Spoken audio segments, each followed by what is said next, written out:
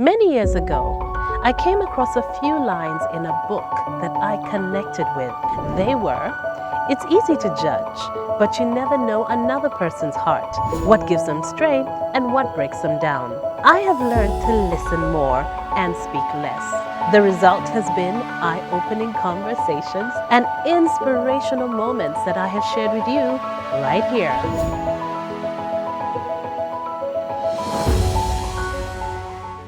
Hello and welcome to another episode of Crystal One-on-One. I am Crystal and today my guest happens to be a former Miss Uganda, that's 2011, 2012, yeah? Yes, that's right. Sylvia Wilson Namutebi, but I don't think we're using that. We're now Mrs. Allibhai. Yes. Welcome. Thank you, Crystal. How are you doing? I'm good. How are you look doing? fabulous. I love the hair. Thank you. You seem to be experimenting with your hair a lot. Yeah, a lot. I'm going to do that for quite a bit. But you look gorgeous too. Oh, thank you look so really much. Thank good. you. Welcome to the show. Thank you. How is 2019 treating you? 2019 is busy for me. So far, so good. I'm very thankful to God for that. Busy is good. Busy is good. So yeah. what takes up most of your time? What do you do most of the time? Because I know that you're one of the organizers of the Miss Uganda pageant. You're heavily involved in that. And then you also have quite a few endorsements of your own. But for people who don't know too much, what do you do with your days? I am working with Miss Uganda. I took on the project, me and my husband fully on. But apart from that, I do a lot of marketing, branding, experiential marketing, branding management for people, and a lot of charity. We're still doing that, and also being a parent and a wife at the same time. Yeah. Yes. Okay. So this is with Talent Africa, is it? Yes, some with Talent Africa, some are personal products. But I do a lot of experiential marketing, product branding, and introducing new products to the market. That is my passion. That's what I do. That's where my money comes from. Oh. So yeah, in those projects, sometimes we team up with my husband. And then obviously all the fashion projects we do with the embassies, with the people introducing their brands in the market. I take those leads on in Talent Africa. So it's a collaboration between me and my husband, Were you doing this before you got into beauty pageants? What were you doing before? Yes. Or were you straight out of school? Yeah, so I went straight from university into working. Right away. My first job was marketing. I'm very good at marketing, but I did human resource management, which encompasses a lot of things, law, marketing, management, all that. But I'm a very good marketing person. I am good at selling things, selling products. That's why I think I succeed at most of the things I do, because I can sell anything. Yes, so that's my strength. So I've been doing that since I came out of school. Okay, that's a while then. Yeah, that's a while, since 2012. Yeah. Okay, that's 7 years. Yeah, about that. Yes, okay. Yeah. Were you born in Uganda? Yes, born and raised in Uganda. Okay, so the Wilson name? The Wilson name is from my dad. My dad is a dual citizen. Okay. Yeah, British and Ugandan. Oh, okay. Yeah. All right. Yeah. So you were born, raised here? Yes. Both your parents? Yes. Okay. Yeah. And where was that? Kampala. I've grown up right here. Our home is in Seguku. Oh my. Yeah, okay, in Road, just here. Just here. So yeah, I've grown up here much of my time. Yeah, but my mom was Mugisho. Okay. Yeah. Okay. But so home for her is Mbale. Mbale. Yeah. Do you go and visit sometimes? Not really ever. She passed away so many years ago. So we kind of lost those roots back. Yeah. How old were you? I think I was about 12, 13 years old. 12, 13. Yes. That must have been hard. Yeah. Okay. Yeah. And your dad? My dad is around. He lives between here and the UK. He's been always there. He's been the parent we've grown up with. Okay. Yeah. And how many siblings do you have? I have 4 siblings. Okay. Yes. You are number one? Number 3. Number 3 the in the middle child. Let's hear about the middle child. The middle child. I take everything. I'm the bigger sister and the little sister. It's crazy.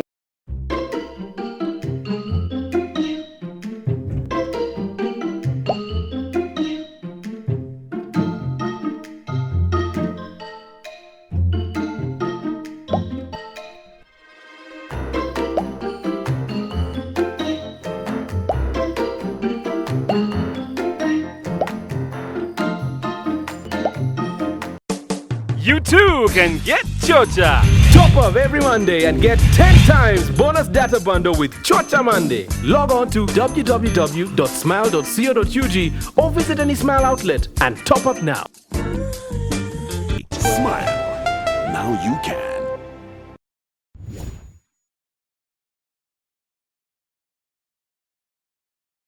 Did you ever feel like you were forgotten? Yes, obviously. true. Everyone forgets the middle child. Like, guys, I'm here. Hello.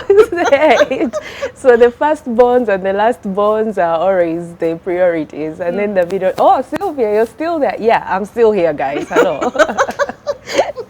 So, yeah, it's interesting to be a middle child. Okay. Yeah. So the oldest is a girl, a boy? A boy. A boy, Yeah. okay. Then the youngest is a girl. And the youngest is a girl. Yeah. Okay, well, 5 of you. Yeah. So where did you go to school? I went to primary. I went to a school called Jack and Jill right here, Bunga. Yes, I know Jack and Jill. Yeah. And then I went to St. Lawrence for my O-levels. And then I went to Greenville High School for my A-level. Okay. And then MOOBS for university. Okay. Yeah. So your mom passed when you were in P7, was it? No, I was in senior 2. Wow. Okay. I studied young, very You young. studied young. Yeah. So you went to you went to S1 when you were 11. Yeah, 11, 12. Okay, that was Yeah, really, my really mom young. made me skip classes. She was crazy. So was your mom? Yes. Yeah, so you know those things, oh, you're too bright, skip this class. Yeah. Yeah, that's what happened to me. And then, yeah, I studied very, very young. By 21, I was graduating. Okay. Yeah. So no wasting time. No, not really. I skipped 2 classes. This was in primary. Yeah, in primary, yeah. First. So you went from P1, what? So I went from P1, P2, then I went to P4. Okay. Then I did P2 to P5. P4. Yeah, I did P5, part of P6, I went to P7, I sat for UNEB. Wow. Yeah. Okay. Well, I imagine that for you makes you somewhat fearless. Seriously, as a foundation, you're like, you know what? I can just go for this. I don't know, my mom was crazy. She kind of, it was kind of tough, but I passed because I came from P6, they made me sit for P7 with guys sitting that year. After P6, they said, no, you try and sit for UNEB, we think you're ready. And I passed, I think I got aggregate 6. Wow. It's funny, I'm asking this because I've heard quite a few people are doing that. They are not bothering with P7 because I think one of the teachers I spoke to said a lot of P7 work is simply revision. It's revision of everything that's done in P5 and P6. Okay, yeah, that's it. I remember, yeah. I know quite a few people who are having their children sit PLE at P6. Yeah. So yeah, they said you sit this year. If you don't pass, you come back you can and always sit sit again. Yeah, and then I was among the top 5 students in the school, so I just went on to secondary school. Okay. Yeah. And what kind of child were you? Were you loud? Because the one thing I do know about you is you speak up. Yes. Sylvia claps back. Yeah. I was a combination child, I should say, between being really humble and loud, but really, really well behaved. Okay. Yeah, I've never misbehaved, if I can You never say got that. in trouble? Never? Not No really. suspensions that are hiding somewhere? Not really, not really. I always was a leader in school. Okay. Always a prefect from primary all the way. Wow. Apart from uni. Uni I wasn't a leader, but from primary all the way to secondary school. So you remember those days, being a prefect, you had to be the role model. Yes. You had to be the person other students look up for. To be organized. Yeah, but I've always been principled, but then I also like to have fun. Okay. Yeah, so I struck a kind of a good balance. And that was the kind of child I grew up to be and the person I've grown up to be. Were you artsy? Were you creative? Were you... No, I'm not artsy at all. I suck at art. I'm bad. I can't even draw a circle. I'm not lying. I can't draw a circle. You can draw a circle. I'm not It can be it's a crooked circle. I can draw a crooked circle. I remember in secondary school we had that art and craft. I think from primary, but even secondary, art and craft something. I used to be the last in that class. Used to be, I remember they gave us to draw a pot. I couldn't draw a pot. I got, I think, a 0 in art. Ouch. So, Your teacher was harsh. She gave me a 0. She said, you draw like a P1 kid. Oh, no. That's how bad I am in art. Yeah. So what were your strengths then? My strength, literature. Literature. Yeah, literature. In O-level, I think I was one of the national best at school when it came to literature.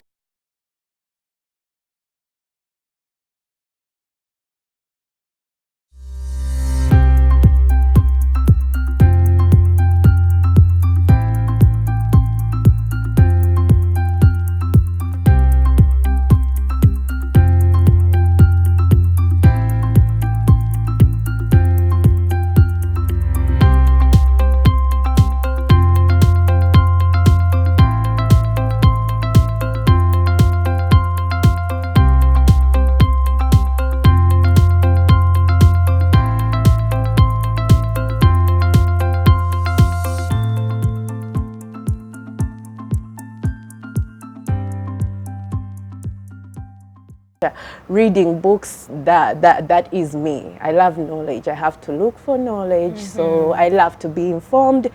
That is me. Literature, English language, that was my strength. Where did that come from? Was that from your father? Was he an academic, a reader? My father and my mom were both readers. We grew up reading books. It was a culture at home, reading books. From when we were young, I remember reading books at home. So when I read a book, I create a movie in my head. Okay. So for me, I just dissolve in the book and I read a book, I create all these images in my head, and I grew up like that from a tender age. Yeah. So that's my That strength. makes me so happy, because Why? I believe that books are just a way for you to get away and live another life and learn so many new things. Yeah. Reading is very important. Developing a reading culture, I think, is, and it keeps you knowledgeable. Yeah, it does. So I think it's really important. Do you read to your son? I do, of course, I do, a lot. You He has, start now. Yes. Start now when they're early. Yes, he has so many books. He has so many books, and it has really improved his skills. He can identify numbers right now. He can identify shapes, colors, and from the time he was Isn't 2 and he a just half. 2? No, He's 3 now. he's just made 3. Yeah, Okay, he can identify any animal because from the time he was a baby, we gave him books. Yeah. He gave him books, all his books. He builds puzzles. Yes. So I think it's amazing to see another human being develop into this something, and you're like, soak wow. up all the knowledge. All the knowledge, yeah. So surrounding him with these books, age-appropriate books, and you know, it opens up his mind, and we've seen it work. You know, at his age, he does things no other kid. His vocabulary. When we took him to his grandparents in Canada, they were amazed. I've never talked to a 2-year-old. He's like my age mate. I'm talking to him. He has conversations. Conversations, full-on conversations. Wow. Yeah, but that's the power of reading and letting kids, you know, surround themselves with knowledge. And also, I think spending time with adults as well. Oh, I find that yeah. children who spend a lot of time with adults actually speak much faster, or older children. I guess I spend a lot of time with him, so yeah, that may be true too. Yeah. Okay. Also, you said you were prefect all through school, and then you did human resource management. Yeah. University. Where was that? MOOBs. At MOOBs. Yeah. Okay. Was that your choice? No, my choice was law. I wanted to do law, and I got it because I got, I think, I got 21 points at HSC, which was really, really high. And I qualified to do law in Makerere, but I could not afford the tuition. Okay. So I went for the next affordable choice, which was human resource management. So at that point, was your dad in your life, or he was Yeah. back in the UK? No, he was back in the UK. He's always been there, but he didn't live long here so much. He just returned to Uganda. When we were growing up, we were in boarding schools, and he would send the tuition and send the requirements, and that's it. So who were you living with then? Our aunties, yeah, when we came to holidays, so many our aunties and uncles would pick us up, but that was like for weeks, and then you go back to boarding school. And then when I went to campus, I moved to hostel. Okay. Yeah, so he would send all that, And then, yeah, but low by then, I don't know how much now it costs. It was really expensive. It was expensive. Yeah, that is 4 years and a year in LDU. Crazy. I decided to do a 3-year course. Okay. Yeah. I was asking about where you were staying, because if you're staying with aunties, were you always together with your siblings? Yes. Or would you be separated sometimes? Always together. Was that hard though? Your father being away and living with Yeah. relatives? Or was it because you had each other? Yeah, I think because we had each other, you don't notice, and you knew your mom is not around. So I don't know what it feels like, because my mom wasn't there. She left while I was 12, like I told you, 13, and then my dad didn't live here. But we had each other. We grew up knowing that we are family, we are siblings, we had each other's backs. So missing my mom, yes. Missing my dad, we knew he was there. And now he's fully back in Uganda, he's in our lives. So I think life is better. Yeah, life is better. Life just continues that way. But that made us be really strong as siblings, and we have a very close bond with each other. Yeah. So I say, for sometimes when people have children and they've lost their parents, that's when they feel the gap, because you don't know who to talk to. You said you had an older sister? Yeah. Okay. Did she already have a child? No. So you're the first. What about your brother? No. By then, no, I'm not the first. My brother and my sister that are older than me, they have one kid each. Yeah. Okay, so you're able to ask for it. Yeah, so we've had kids in the order of our births. Yes. Oldest and second? Yes. So are you saying even the younger two also have? Yeah, my younger sister, she has just had a baby. She's just months old. Okay. Yeah. Oh, okay. Yeah, she's about 5 months old. So we had babies. People ask, did you plan these things? No, it's so weird. We were just talking about it. How did we have babies in order? Like, in order of how we follow each other. Okay, But, all right. yeah. All right. So university, you did human resource management. Is that when you got into pageants? So at university at MOBS, I would get so many requests from the time I joined first year. Why don't you be Miss MOBS? Come for Miss Boobs. Come for Miss MOBS. I said And you had no. never done anything like that before? Never done anything like that. So in 2010, I tried out for Miss Uganda while I was still at campus. Okay. So it didn't work out. I didn't even place anywhere. So, but after that, a modeling agency was interested in me. They said, would like to take you on. We liked you during the process of Miss Uganda. Can you be our model? Okay. I said, okay, that's fine. So between 2010, while I'm at school, and to 2011, I was doing model work with these guys. So then they told me Miss Uganda has opened again. We want to send you again. Go for Miss Uganda 2011.